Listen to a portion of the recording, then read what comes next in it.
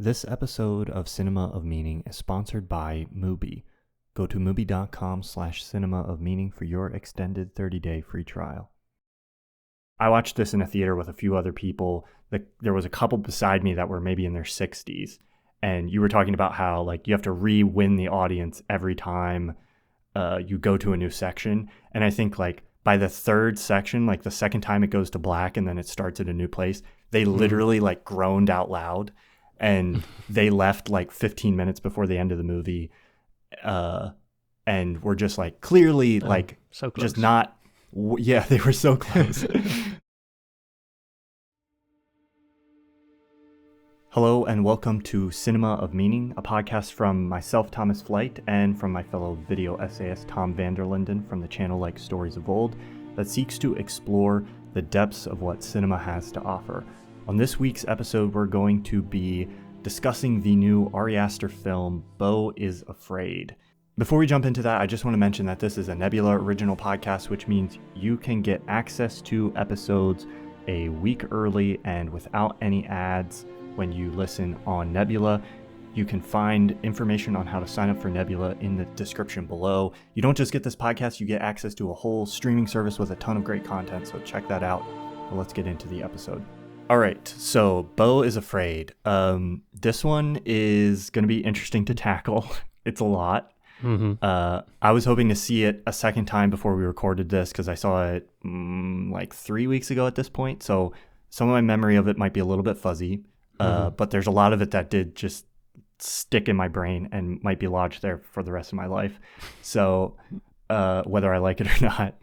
So I think it won't be too hard to discuss. You just saw it recently, I think, as well, Tom. So maybe you can jog my memory and guide me through the narrative a little bit more. I think we've both kind of been fans to some extent, or at least interested in Ari Aster's last two movies. So I was pretty excited about this one and interested to see, what it was gonna contain. I think it's a little bit. I'm assuming most people who are listening to this have probably watched it already. If you haven't, it's a little bit of a different vibe. It's still horrifying in a lot of ways, but this is something different than I think like Hereditary or Midsommar is. So yeah, where should we begin, Tom? What are your first impressions or thoughts? As you said, for me it was something very different from what I expected from an Ari Aster film.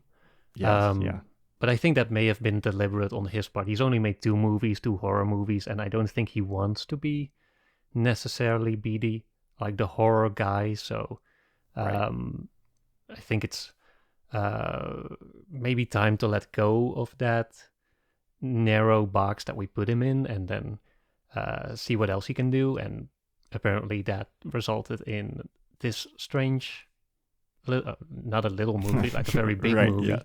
Yes. But yeah, my first impression was that it was, because it came out later here, like it only released last week. And by the time I was able to see it, I'd already heard like so many responses from people in the United States.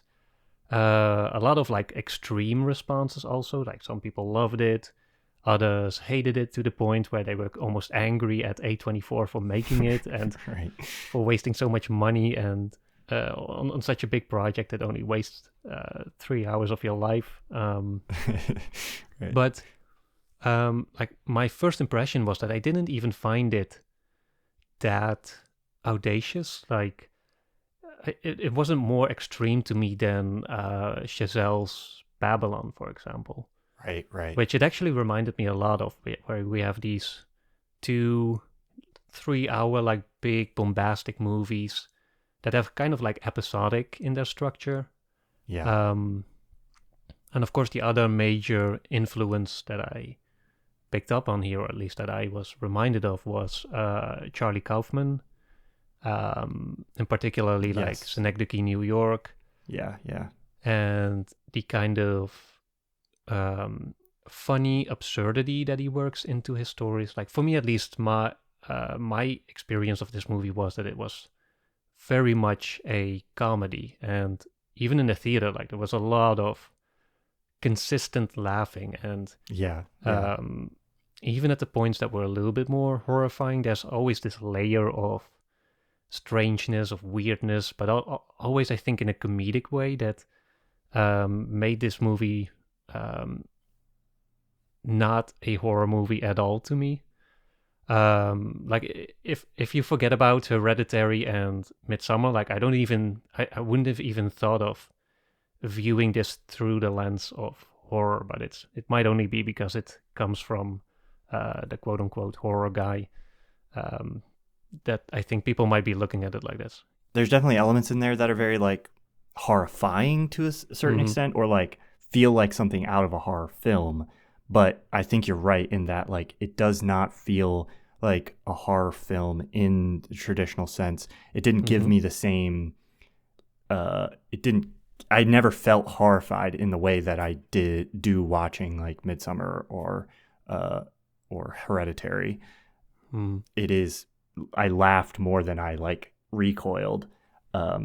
So but it's also like it is also about like there's spiders and scary people, and it's an expression of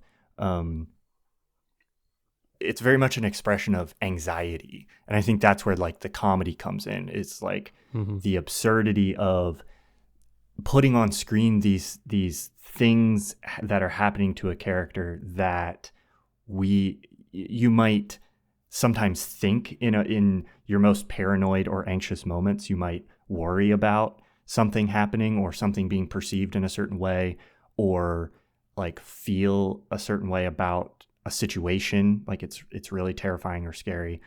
But this movie in a lot of ways just kind of puts those things into reality, and the effect of that is more comedic than it is actually horrifying, because I think everybody watching this to some extent kind of understands the inherent just like ridiculousness of that element. Yeah.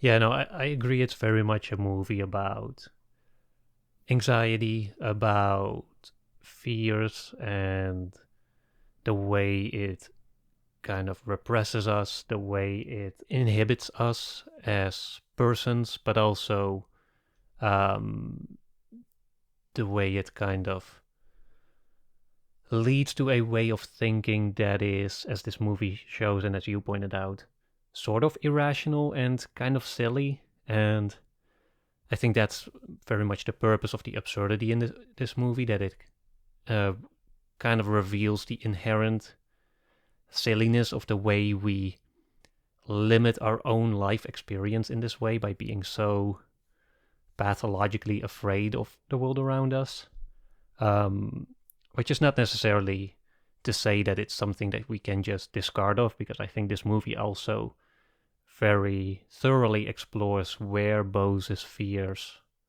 come from and the way it's instilled upon him through years of like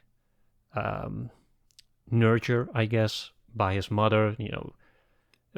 What even would you say is the in one sentence, like the premise of this movie? Like, what is the plot or the Beau, actual story? Beau is afraid. That's, I think, what I would say. I mean, it's about this man's fears about the world, and those fears coming true, essentially. Like, I think that would be my one-line pitch is like, what if somebody with an anxiety disorder, like a severe anxiety disorder, what if all their fears just actually happened? And I think that's kind of what we get there. I mean, beyond that, it moves into, these themes. It explores a lot of territory in terms of maybe what those fears are about. That he has some kind of complex, or it explores kind of the relationship of like how his fears relate to his relationship with his mother, especially. His fear about what his life is becoming and the purpose and meaning of life, his fears around sex and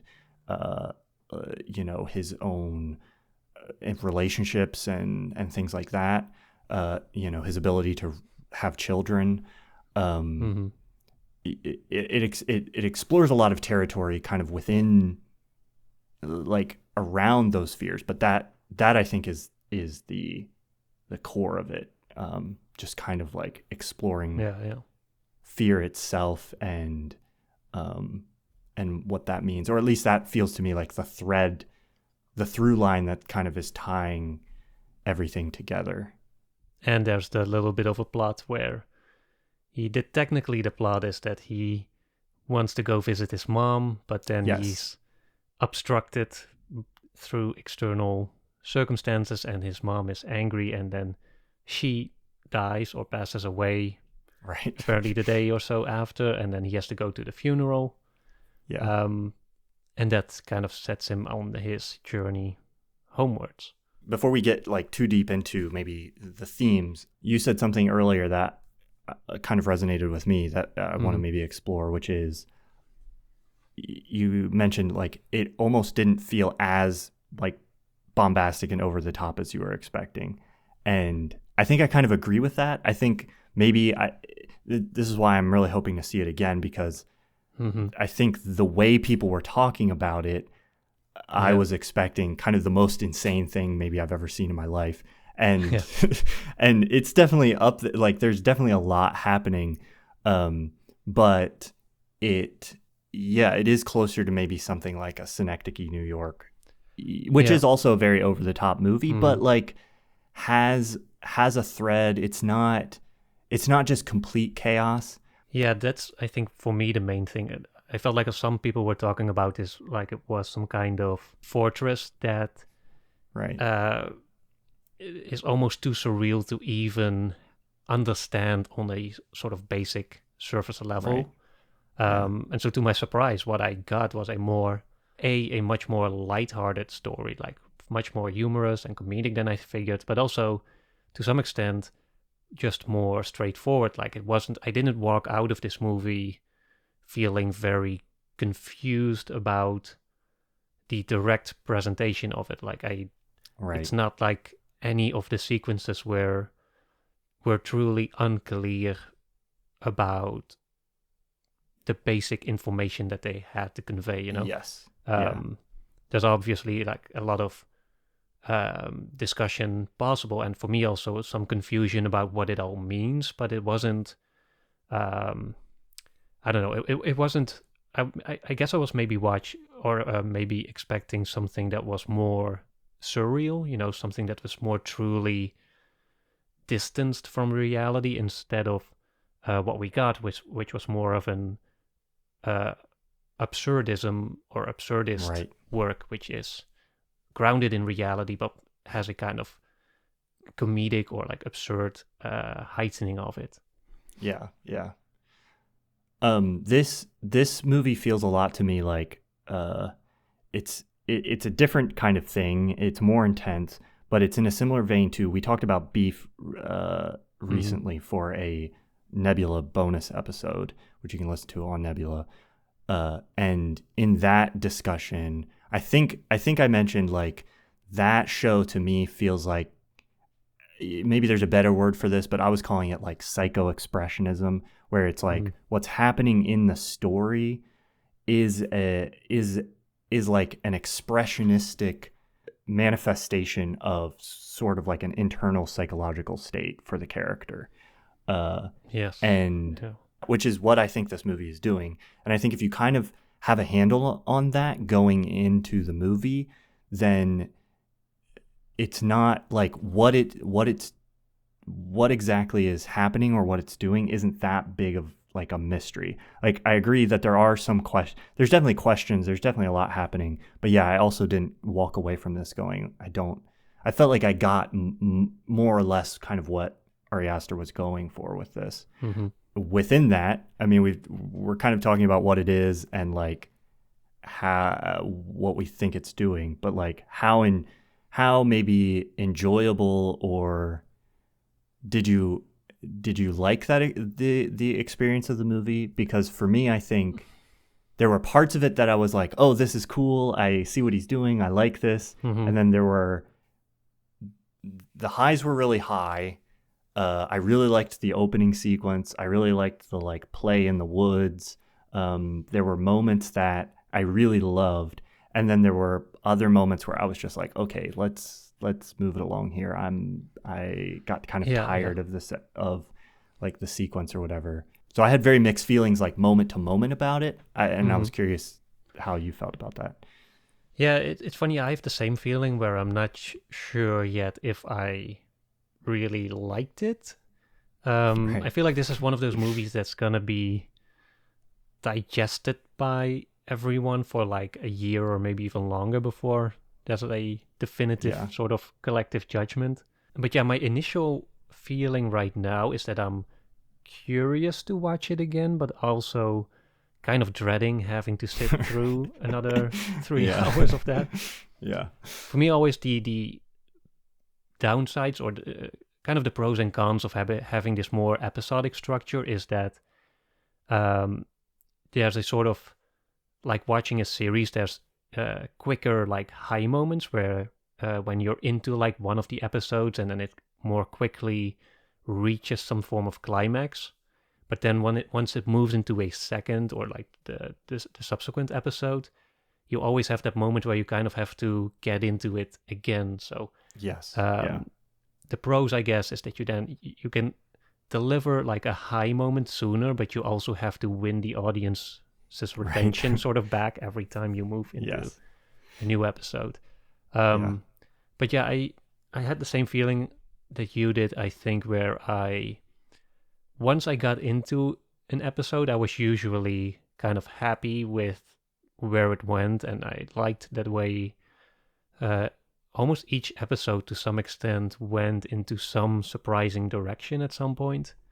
Yeah. But yeah, there were definitely some that were more poorly paced than others, I would say, or some that I was just wishing, okay, like I kind of get what's happening here now, go faster. Right. Yeah. Whereas like I was actually thinking as I was watching the movie, like how would this have been if it would have just been a more if it was a more like compressed movie, like let's say 2 hours or any, a more standard runtime, how that would have affected the movie going experience. Because on the one hand, if you look at that first episode in New York, there's a lot of gags that kind of emphasize the same thing. It's about Beau's anxiety of the outer world, and it's expressed through like all these little gags that kind of communicate the same thing. So you could argue like, instead of doing 12 separate jokes there, you can do maybe 7 or even 5 to get the point across. Yeah. But at the same time, if you have this kind of runtime, if you have this kind of space, you do have the opportunity to really go into the nitty gritty of that, to really create that compounding effect that I think made that first sequence especially really fun and enjoyable. Yeah. So yeah, it's always one of those questions. I ask myself it every time I see a long movie, like, did it have to be this long? Maybe not. We'll never know. Yeah, unless usually shorter cuts of movies never get put out.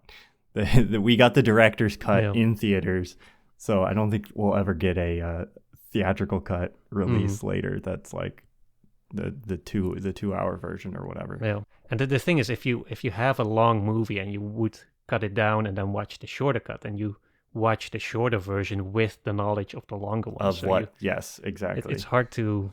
It's one of those impossible questions to some extent. Yeah.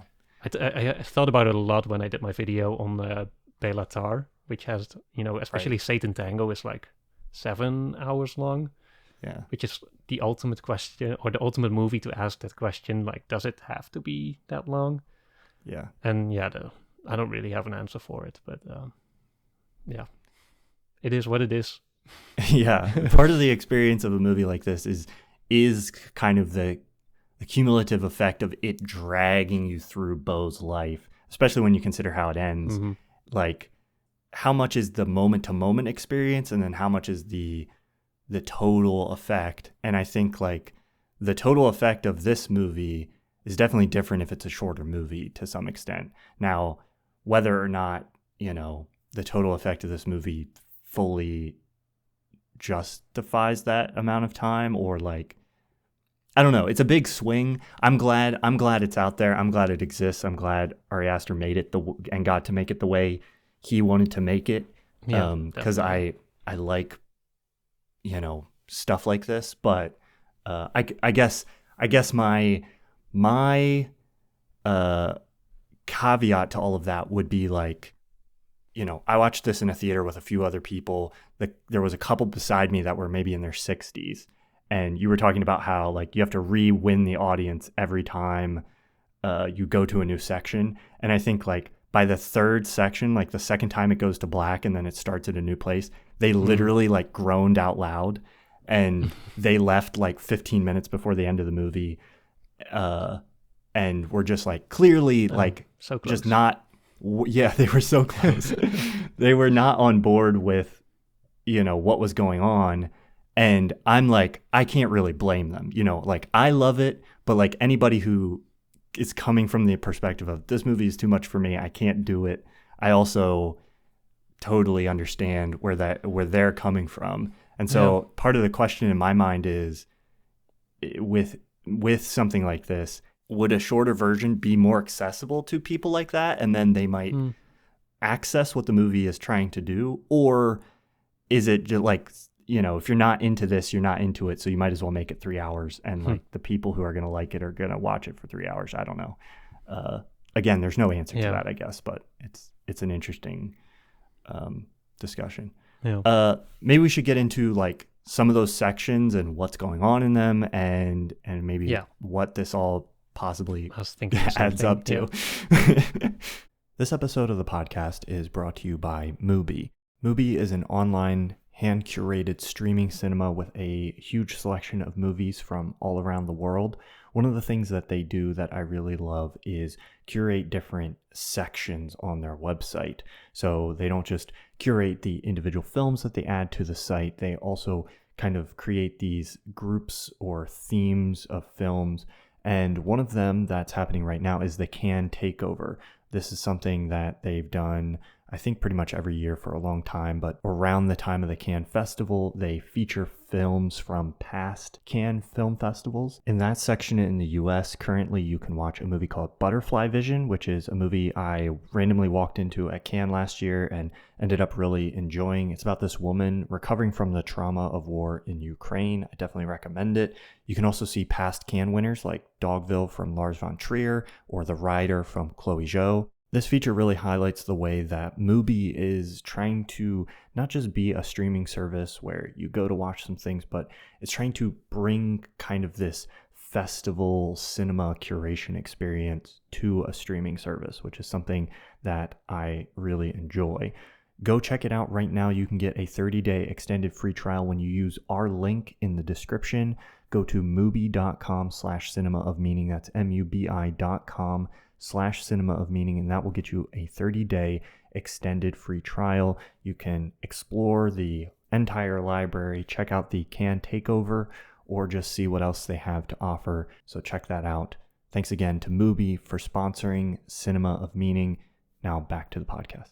For me, I'm not sure about you, but I kind of wrote down 5 different acts or episodes. Like the first one, I wrote them down as the New York sequence, the first one. Then the misery sequence, the one that's kind of where he's trapped in the domestic lifestyle, which kind of plays out as the movie Misery, the Stephen King story. The third one I called the Station 11 sequence because it features that traveling theater group, which is also at the center of the excellent but underappreciated and overlooked TV show Station 11. Yeah. Then it's I have just Home Part 1 and Home Part 2, where in the first part he kind of comes home and deals with his sort of the love and romance side of his past, the long lost childhood love. And then Home Part 2, which is sort of the reckoning with his mother and his final judgment. Yeah, I think that covers it all. Where Yeah. does the cruise ship flashback happen? Ooh. I think it happens. I think it happens. There's like little bits before, and pieces throughout here and there. the Okay. movie, I think. Yeah, it's hard to pinpoint everything precisely Right. after just one viewing of this. Yes, that's the only other section though that I can think of. Yeah. That's less of like its own chapter and more of just kind of like a subheading. But yeah, I think you summarized those well. For me, the first thing that I thought of when I saw the first episode is that this is like the way, this is what Europeans think of what living in New York is like. What America is. Yeah. Yeah, it's just this manifestation of all the like there's just like crazy naked people running through the streets. Everything's chaos. Beau has to like run and dash to get into his apartment because, you know, if the people will sneak in the door. There's just all this like insane stuff happening outside. And so Beau's just kind of like hiding, terrified in his apartment. Yeah, that's a good summary. It's what maybe Europeans think America is like, or what like Fox News thinks like San Francisco or Portland is like. Yeah, it's just all your worst nightmares about an urban environment. It's just actually a reality. Yeah. So yeah, for me, I think that section really established Beau's anxieties about the world that he lives in. Yes. Yeah. You know, there's I wrote down a couple of, because there's a lot of gags that kind of play out in like phases, which I really liked, and the way they kind of stacked on top of each other. You know, there's some anxieties about violence, obviously, about crime, and even when he there's that little interaction that he has with a police officer, where the police officer is like increasingly agitated by him, or like even like, don't make me do this, and Beau is like not even literally doing nothing, which I guess is also a very American fear when it comes to interacting with the police. But it's kind of just a fear of both sides of that spectrum, and I'm afraid to be criminalized by, is that a word? Be victimized by criminals, right? Or be victimized by those who are supposed to help you in that other scenario. Right. The other things that I remembered were the anxieties about money, and the way he has that bit, that sort of pill that you have to consume with water, and then he takes it, but he doesn't have any water, and so he Googles to see how bad it is, and then the first website that pops up is like Remembering John. Yeah. So that he runs to like the convenience store and gets a bottle of water, has a drink, and kind of settles that fear. But then his credit card doesn't work, and he has to get all this change from his pockets, and it's like endless coins that don't amount to like the full full amount that he has to pay. And while that's happening, he's lost his key already. That his key has been stolen out of the door. So he has his apartment door, like the door to his building, propped open with a phone book. And so as he's trying to pay, people are going into his apartment building. Yeah. Goes into his apartment specifically. Yeah.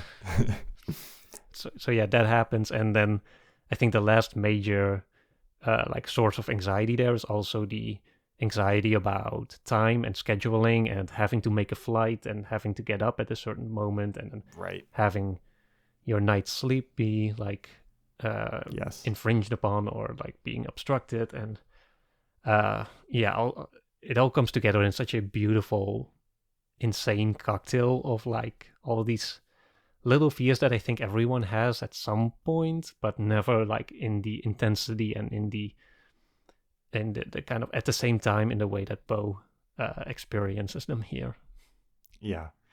I think there's a common thread that runs through a lot of those of the fears, at least presented in this first section, but it's also a theme throughout the story, which is this sense of like you have a very legitimate reason for what is happening, or something very real is happening to you, but the people around you are perceiving that you're either just like incompetent or crazy, or they're like perceiving that you have done something wrong, and from your own perspective, it's just like, I'm just dealing with the circumstances that are in front of me. And I think that gets to the heart of like the way a lot of anxiety operates in a very specific way, or at least like a specific kind of anxiety where it's not even so much about the bad things happening, but it's like other people perceiving that things that you're doing are like what they mean about you. And central to this is kind of the little conceit where, he's getting ready to leave for the airport, and then his key literally gets stolen out of his door, and he calls his mother and he's like, "Hey, my key's stolen. What do you think I should do?" And she immediately takes this to be like an excuse that he's making because he doesn't want to come see his mother. And like the way we've seen it play out, at least, like it's real. That's what happened. And if your key was stolen out of your door, and if you lived in the part of town that he lives in, apparently you wouldn't want to leave your door unlocked for the entirety of this trip or whatever, at least the way he perceives it. So, that feels like a legitimate reason why you couldn't just leave and go to the airport. But everything that happens to him is constantly sort of being misinterpreted. Like the guy in the store, when he's like trying to pay with his coins, the guy in the store isn't understanding. He's not like, "Oh yeah, sure, if you're a few cents off, whatever." He's like, "I'm going to call the police right now because you're a criminal. You're trying to scam me or whatever." And I don't know. I just like the way it touched on that aspect of anxiety where, I've felt that at times where it's like, it's not that I'm afraid of doing something that's awkward or accidentally wrong or something like that. It's like, I'm afraid if I accidentally do this thing, like one of the weird paranoias I have sometimes is sometimes when I go into stores, I'm afraid that people are going to think I'm shoplifting. And I've never shoplifted in my life. I've never been accused of shoplifting. I have no reason to believe that anyone would ever think I was shoplifting. But sometimes I walk into a store and I like get a little surge of anxiety as I walk out of the store, because I just always think somebody's going to be like, "What? You're maybe like the beepers stealing." go off. Yeah, exactly. And it's like, it's not that would be that, even if that happened, it wouldn't be that big of a deal. I'd explain the situation or whatever, or I'd be like, "Hey, look, I'm not shoplifting." But it's just like the fear of being accused of doing something that I'm not doing. So anyway, I just like, I related to the way that this was conveyed. And I thought that was well done.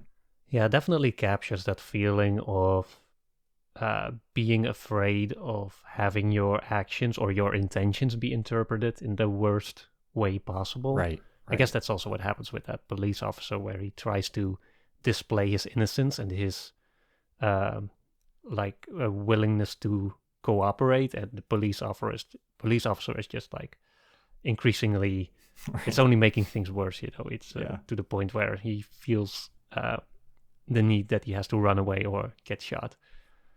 I think that pretty much covers the first episode.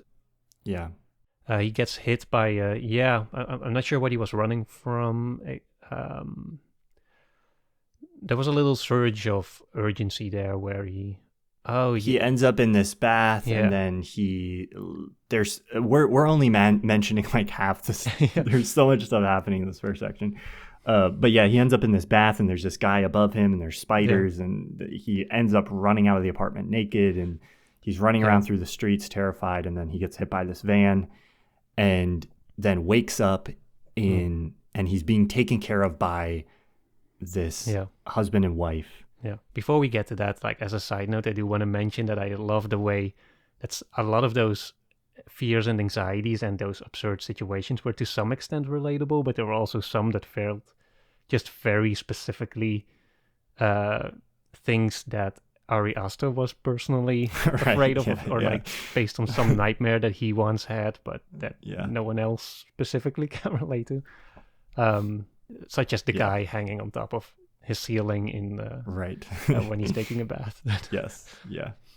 But yeah, then we get to the kind of second episode where he is now in this more domestic setting where he's at the house of the surgeon and his wife, who they hit him with the car, and he's now recovering in their house. They're taking care of him because they feel guilty, and they kind of say to him, you know, everything's gonna be fine. We'll take you to your mom like tonight or tomorrow morning. And then every time something happens and it gets postponed a little bit, and that's when it kind of pretty soon turns into this kind of Stephen King-ish misery situation where he comes to feel at least that he's now trapped in this house. And the wife also gives him these, or tries to give him these ominous warnings that something is not correct. And the daughter of the couple whose room he's staying in, she's increasingly hostile towards him, and she has this weird connection with the army veteran that is staying in the garden for some reason. Yeah. Who's also one of their lost souls that they're taking care of. But I like, this is probably the sequence that I felt went on the longest for me. Like I felt like this is the one where I most quickly like got the point of it, and I was feeling the emotion of it, and then it just went on for a little bit too long. But I agree with that as well. It felt I felt trapped in this sequence, which maybe that's what he was going for, but I don't think it was more trapped in a like, okay, I'm ready for the next thing, and less like I feel trapped in the way that Beau is trapped. But I guess like it thematically makes sense that I feel like if the first section was about Beau's fears of the world, I feel like this was more his fears of like domesticity or like domestic life and family life, and maybe his own a reflection of his own upbringing, where he may have felt trapped in the way that he does now, where he is at home, but at the same time he feels out of place, and he feels like he doesn't belong, like he's inhabiting this space that isn't his and that he shouldn't be allowed into, even though he has a memory of growing up with a brother, or like he has a nightmare of a brother but he doesn't explicitly have a sibling or had a sibling growing up. And I'm not sure what the army veteran was supposed to signify in this story. There's something going on with the family where they're like a boogeyman character. Yeah. They're taking care of like Beau and this other guy, but they're completely neglecting their daughter and their son. They had a son who has died somehow. So there's this weird like dynamic where they're kind of replacing the son with Beau and maybe this other guy, and then the daughter's jealous about that or upset about being neglected. It's a very bizarre situation. One thing I will say about this section that I liked is the way it kind of gets at this feeling of like the scenario you talked. There's a scenario where they're like, oh, we will take you we'll drive you out to your where your mom is for the funeral, because we didn't touch on that, but by this point Beau's found out that his mom died. But the dad is kind of like, they're like, oh, well, let's take you tomorrow because I'm busy, if that's all right with you. They're very like deferring and like, oh, whatever you want, we'll make it work. But like there's this feeling of like he doesn't really like he's being pressured into like something that he doesn't want, or his needs aren't actually being looked after exactly. or there's this weird feeling of like these people don't actually have my desires and interests in mind, even though their entire demeanor is about projecting this like, oh, we're taking care of you, we'll do whatever you want, oh, if it's okay with you. There's a very like weird dynamic there that I think also gets at an anxiety, like a certain kind of anxiety where it's like, you know, I don't know how common this is, but I think some people can often feel like, oh, people are only being nice to me. They're behind the niceness that I experience, or people's attempts to take care of me, as just a facade. And really behind that is some more like malicious intent. Like that's very much the vibe of this section, I think. Or not even just malicious, or not even malicious, but maybe sometimes also just neglect or like self-interest. Yes. Right. Yeah. So yeah, I think that's a core part of this section. The only other detail I think that's in here that's maybe worth noting, because it relates thematically to later, is there's a moment where like he's looking through security cameras on the TV, and then he sees like footage of the upcoming movie playing out. So that instills this feeling of he's being watched, or also like that his kind of fate is predetermined. Like maybe there's nothing he can do to like change what's going to happen in the future. I like the way that played out, where he's initially just looking at his past interactions, but then he realizes he can fast forward to the present tense, and then sees himself in real time, and then can even go beyond it into the future. And then there's a lot of like a few flashes of some scenes that won't happen until the end of the movie. But yeah, there's definitely that obvious feeling of like entrapment,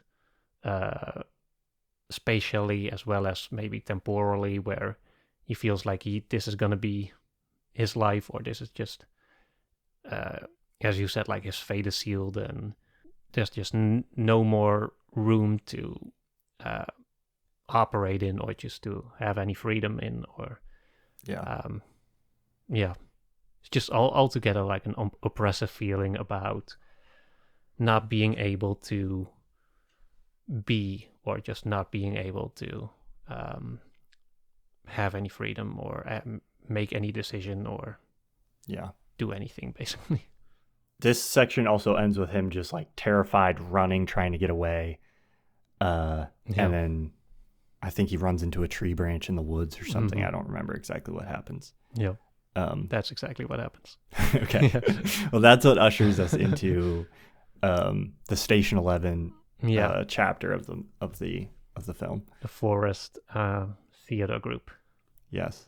Which has the prolonged sequence where some theater, like an angelic person, describes or narrates a story which becomes a very long tale about what turns out to be Beau's life. Yeah. Which ends with this really nice or really funny paradox that immediately renders the whole thing obsolete in some way. Right. Yeah, we enter into the play. The play ends up being about Beau. Beau has these like children that he's raising, and then eventually he reunites with these sons that he's been looking for, that he got separated from. Yeah. I thought it was a really this part of the movie was the one that kind of like I felt actual emotional resonance with. Like, I thought it pulled off the weird like tangent pretty well, and Joaquin Phoenix's performance sells it pretty well. But then it ends with this conceit of like Beau, for some reason, his father died when he had conceived Beau. Of Beau. When he conceived of Beau. In the very moment. That's what his mom tells him anyway. That's what his mom tells him. And so he has this fear that if he ever tries to have children or basically sex at all, he's going to die like as he ejaculates, basically, is how they put it in the movie. Yeah. It's funny how that's already communicated visually in the very first episode when he's in the bathtub. There's a very brief like glance at his super like enlarged testicles, but it's not explained or addressed in the moment. It's just like almost like a split second where you are like, wait, did I see that correctly? Did he really have just such huge balls? Or right? But yeah, it makes sense later on when you get the further backstory that he's just basically afraid to even ejaculate once because he believes that's what killed his father. Right. This section, I think, is starting to build up maybe some of the more like anxieties about life and the trajectory of life. Mm-hmm. So if we have chapter 1, you mentioned, is about the world. Chapter 2 is more about domestic anxiety, family anxiety. And then this chapter, we start to see like Beau's anxiety about his purpose, about maybe wanting to have a family, but not being able to because of his fear about it. Oh, we forgot to mention. So his sons basically are like, he explains this scenario that he has where if he ever ejaculates, he'll die to his sons. And then they're like, well, how did you have us then? And like the whole fantasy basically evaporates. Mm-hmm. And then we realize like Beau's just been imagining all this while the play's been going on or something. I don't know. Who knows what's actually happening, but it's back to quote unquote the reality of him sitting in the forest. It's also worth noting how the play or the story that he sees himself having is very much like it reminded me of like the Book of Job or something like that, where he finds the woman he loves, he gets these 3 children that are like perfect, and then there's this big storm and everything washes away, and he's basically doomed to spend the rest of his life searching for the ones that he lost, even though at the end there's a sort of twist where it turns out that his sons have actually been looking for him, but because he was looking for them, they couldn't find each other or something along those lines. I don't remember that part exactly, but there's some kind of suggestion there that because he's been so frantically searching for his life or the life that he knew, is exactly what ended up being the reason that he missed out on it. Right. But yeah, then at the end there's that little moment where he's like, I thought I had to stay celibate, and even now to this day I still am. And then his son's like, wait, how how did we happen then? And that's when he's confronted with like the maybe the core essence of his anxiety, instead of like, he has fears for the future and the fears for, or maybe if I get a wife, maybe she'll die, maybe I have sons, maybe they'll get washed away in a flood or something like that. So those are like the more, I would say, more general fears that everyone can experience, or everyone has certain worries to the future. No, especially when we hope for something nice or something beautiful, there's the awareness that maybe someday it will be taken away. But then as he lets himself wander through that, he realizes that he's not even able to reach those kinds of fears because he's being held back by like a more fundamental one that's even more deeply embedded within his character, and that's the more deeper fears to even be intimate with a woman, or to even be connected with his own sexuality or whatever. Right. So yeah, it's kind of a journey inwards that also, I think, goes a little bit deeper to the essence of Beau's afraidness, or as the title's Beau's Afraid. And the whole movie is basically chipping away at the essence of what Beau is afraid of. And I feel like this one then goes a little bit deeper to that layer of fear that is then confronted in the next section. I'm not sure if there's anything else that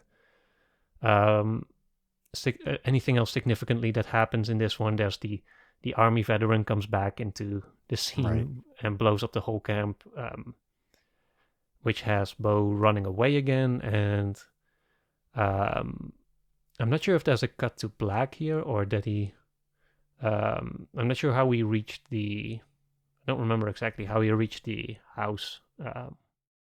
Yeah, I don't either. But somehow he gets back to his childhood home. Yeah. And I think that's when I think at some point in here the flashback to the cruise happens. Or there's a flashback to his childhood at some point. And we also learned that there was this like lost love. There was this girl on this cruise that he fell in love with, and then they ended up like separated from each other. Yeah. And so there's this detail of this woman that he told her that he would wait for her,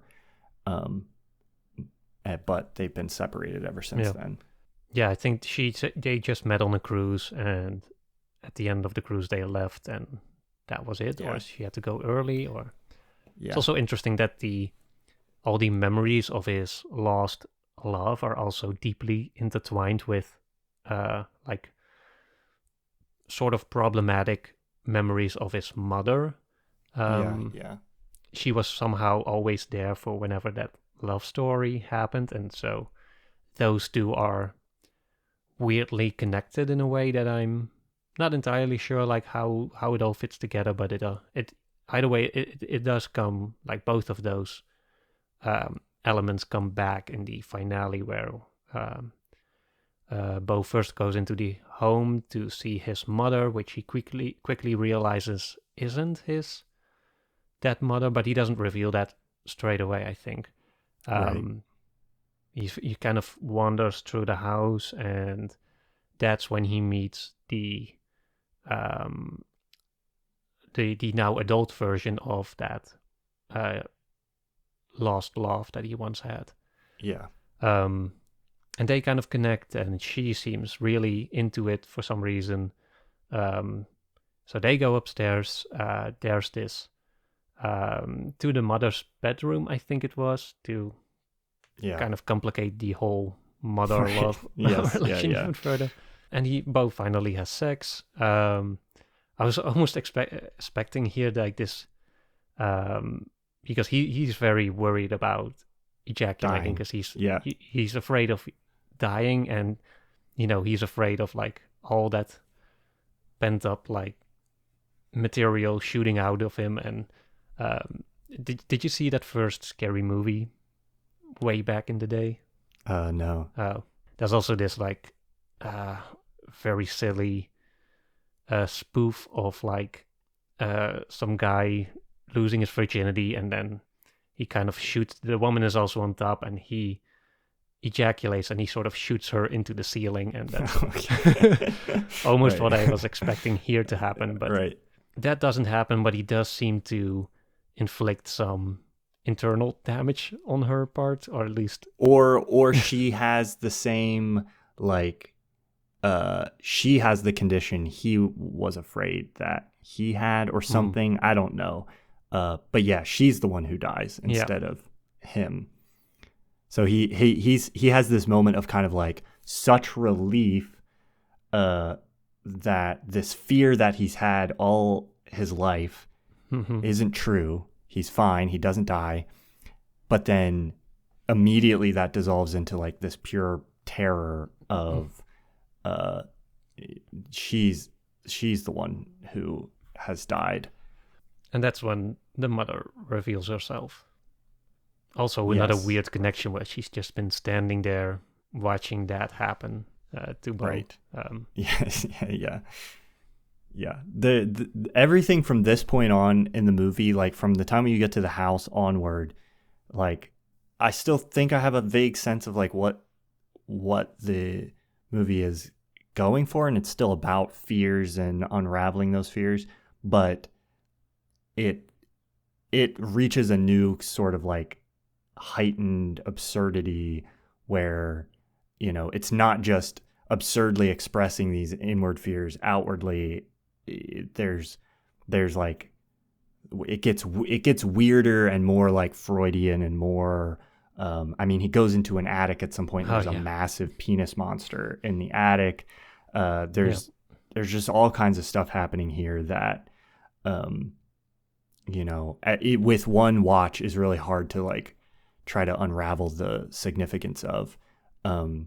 there's also, so there's a reveal of like his mother's actually alive, which we find out like he knew, and there's kind of this suggestion that she faked her death because like he's such a terrible son, he would never come to see her, and she's like, oh, I knew the only way to get you to come here would be to like pretend I died or something like that.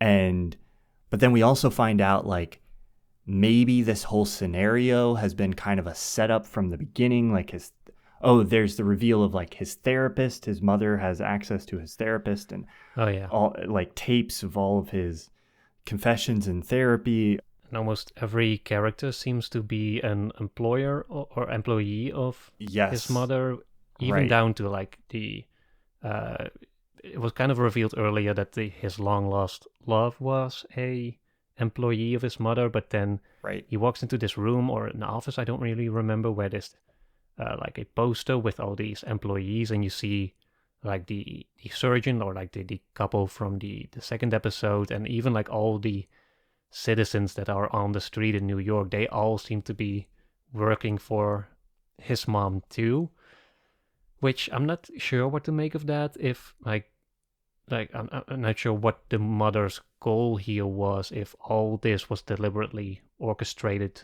Was it just like to terrorize Beau, or because if she did really want him to come home, she did make it like painfully difficult for him to do so. I think to really unravel that, we have to get into the last bit. So there's this like end sequence where he tries to escape again. He ends up in this boat, and then he ends up in this weird like Colosseum amphitheater type thing in the where he's on this boat in the middle of it, and his mother is there, and his therapist or a lawyer is there or something, and there's this like final judgment of Beau's life. I watched an interview with Aster where he talked about equating the mother and God together, and I think like that is kind of the move he's doing to some extent. I didn't necessarily pick up on that the first time I watched it, although like I got the essence of like, oh, that last scene is like this final judgment. So that's I think where we move like into this last set of anxieties that are like existential anxieties about the meaning of life and about like fate and somebody watching you. Ari Aster is Jewish, and so has this like religious background that I think gives this context of like a God that is very like present and watching everything you're doing, and maybe to some extent like orchestrating things, in a way that you can't really escape, and then at the end of it is going to kind of pass judgment on your life. And so I think they're like that. This is where we get sort of like those anxieties, almost like religious existential anxieties. I don't know what his actual beliefs are, but he's obviously expressing anxieties about these things, regardless of what he really believes is reality. So I kind of think that's what's going on at the end there, where like the mother transforms into this like godlike character, whether that's meant to like be a commentary about God or a commentary about, how he feels about his mother, or both, I don't know. But I think that's sort of what all that stuff is kind of alluding to.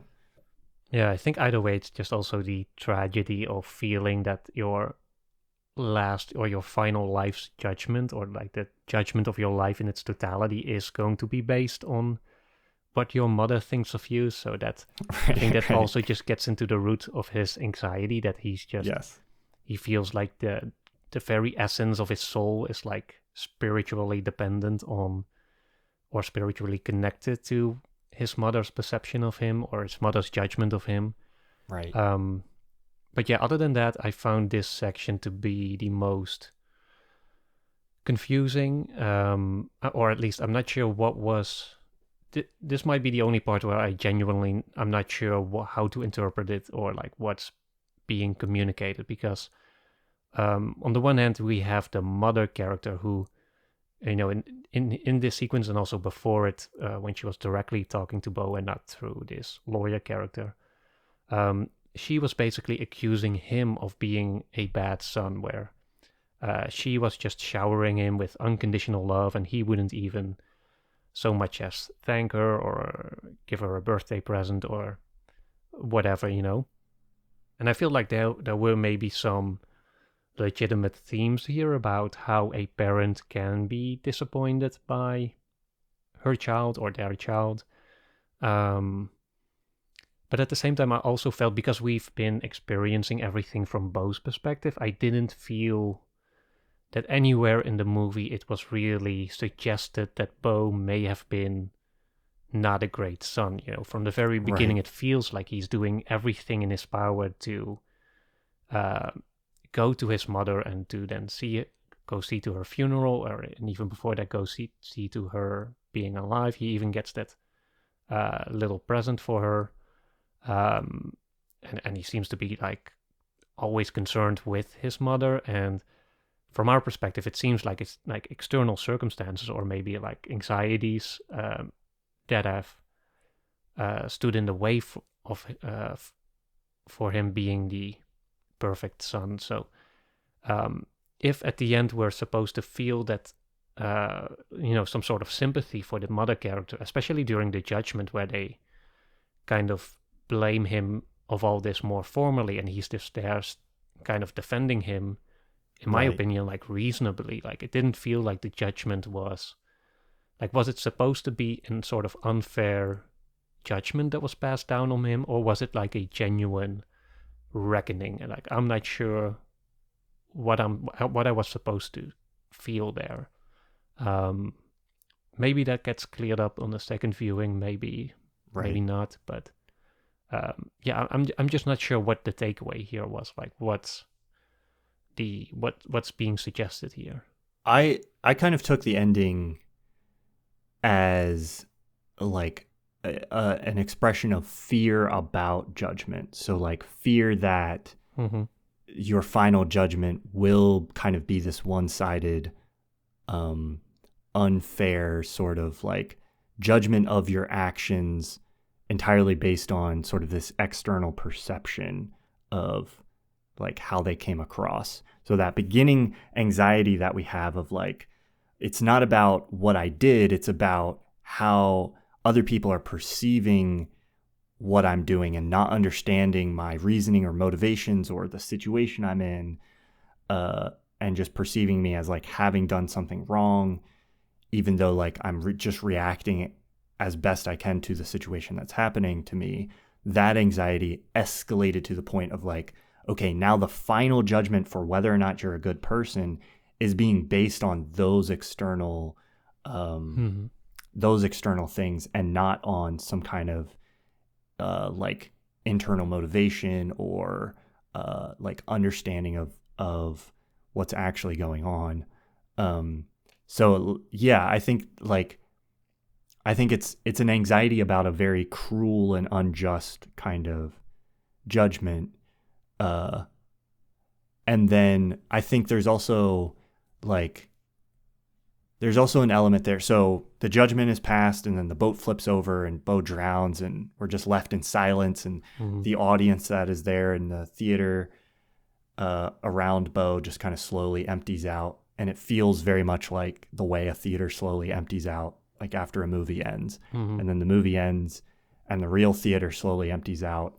And I think there's also this anxiety there about like, okay, now I've put, from Ari Aster's perspective, like now I've put all this stuff that presumably comes at least from my own brain, and from my own life to some extent, like out there for you to judge. And like, where does that leave us? And how do we as the audience feel about that? And is there how do we judge that? I don't know. I think there's some element there that is trying to be conveyed. Yeah. So I don't know if that's like all of this accumulatively is about like, oh, Beau is afraid of judgment. Like that's the bit at the end, that it's all built towards. I don't, maybe that's too concise for what this movie is doing. I don't know. I think I'd have to watch it again. But that was definitely the what I walked away feeling the first time. Yeah. But there might be something else going on there, or more going on there. But I think you're right. I will say I think you're very right about like that last scene definitely is not presenting a fair. It does not seem to at all be presenting like a counter argument or a fair. Yeah. But I think that in itself is an anxiety of like, oh, I'm going to get to the end of my life and then I'm not even going to be able to explain like my own side of things. It's just well, we saw you were a horrible son and everybody else was good. And, now you're judged based on that. One thing we forgot to mention is before we kind of been talking about the confrontation with his mother at the house and the confrontation with his mother at the end simultaneously. But in the first version, there is a more of a one-on-one confrontation where Beau does kind of fight back by explaining that the supposedly unconditional love that his mother kept giving him wasn't so unconditional at all, and that he actually felt tremendously like pressured by it, or like he felt like it was in some way transactional, and he ends up killing his mother in that. Oh sequence. Yeah, I forgot about this. And that's yes, okay, yeah. Yeah, so he kills his mother and then he flees the house and enters into this more final judgment-y version of the same confrontation, basically. I'm not sure what that adds, that bit of knowledge adds to the whole thing, but one more thing I'll say about the end is that my initial response there was that it felt like a kind of bookend to the very beginning of the movie, because it opens with Beau's literal birth, right? I actually missed the very, very opening shots because really? I came in. It ends with him sort of kicking and screaming in the womb and then coming out, and then you kind of have the same thing at the end where he's supposedly now under the boat and he's kind of kicking, and then but instead of him going into life, he now kind of quietly slips out of it. I think there might also be just a anxiety there. I think everything you said about that fear of judgment seems correct. Like I think that fits very well, but there's also just that maybe that anxiety of then you pass your whole life passes by, then it ends, and then everyone just gets up and leaves, and nothing really changed in any way or form, or like it's also a great way because Beau is then gone, and then we're looking at the audience, and maybe if you can see it as sort of a mirror of ourselves, like it's kind of maybe questioning you, what does this mean to you? What does it, I've just shown you 3 hours of what it looks like to be completely dominated and oppressed by fear and anxiety. Is this, and then it feels like at the end, he kind of asks you, is this what you want? Like, is this worth it? Yeah. And isn't this absurd? Maybe to some extent. And so in that sense, I think there's a kind of a hopeful note maybe at the end there too, but it does get a little meta, which I'm not always too big of a fan of, in where it's a little bit becomes a little bit too allegorical maybe for the audience in the movie is actually you, the audience, But yeah, I think there's probably a lot more to unpack there, and also in that sequence before it. But it's one that I'm gonna have to rewatch to get maybe even a couple of times to get to get a full grasp on it, if that's even possible. I like you mentioning that the ending almost feels optimistic, which I think if you literally describe what's going on in this movie seems absurd, but we talked at the beginning about how it feels more like a comedy than a horror film. And I think that's an important piece of this movie. There's a concept in it's in acceptance and commitment therapy. I forget exactly what it's called, but I think it's in multiple forms of like therapeutic thought, where you take an anxiety that you have internally, maybe something that you tell yourself repeatedly, that's an expression of judgment or fear or something like that. and you externalize that judgment, vocalize it. This is an exercise that, some people might do. You vocalize it, and you vocalize it in a like a silly voice or something like that. And the practice of doing this, the idea behind it is that, like, by taking it out of your brain where it feels reasonable and externalizing it and kind of giving it this ridiculous character, you are able to see the absurdity of that fear, that anxiety, or that judgment. Like, if you're telling yourself, like, they think you're shoplifting, in your brain, like, that sounds reasonable. But if I took that anxiety and was like, oh, they think you're shoplifting, like, all of a sudden, it's like, oh yeah, that's absurd. Like, that's crazy. I shouldn't be worried about that. Yeah. And I feel like that ultimately is kind of what this movie is doing, is just like taking all of these things that you might be afraid of and just like putting them out there in the most ridiculous manner you could. And there's this like catharsis that you can feel, I think, as a viewer, when you see that on screen and you see it in that, like, for what it actually looks like if you played that out as a reality. And when you see that, you don't think, oh yeah, that's a legitimate fear. You think, oh, okay, this is ridiculous. Maybe that isn't maybe it's absurd for me to actually be worried about that. And I think that's where that, like, the comedy, a lot of the comedy and sort of optimism of this movie comes from, even though it's sort of this abjectly, like, horrifying, like, string of events. I don't know. Yeah. You like, I didn't walk out of it being like, oh wow, that was, it was like a journey and a drag to a certain extent, but, like, I didn't walk out of it feeling depressed. And I think that's a big part of why. Thank you so much for listening and watching. We now have a video version of the podcast. If you'd like to watch that, it's available on YouTube. You can go to youtube.com/@cinemaofmeaning. You can also find the link to that in the show notes for the podcast version. You can also watch it on Nebula early and without any ads. Links are in the description for how you can find that. When you watch on Nebula, in addition to getting that ad-free early version, you also get access to all of our bonus episodes. Last month we talked about the Netflix series Beef, which I mentioned earlier, I think shares kind of commonality with this movie is operating. So if you enjoyed this, that discussion might interest you. You can get that when you listen on Nebula. Go to nebula.tv/cinemaofmeaning to sign up, which supports our channel. We appreciate that.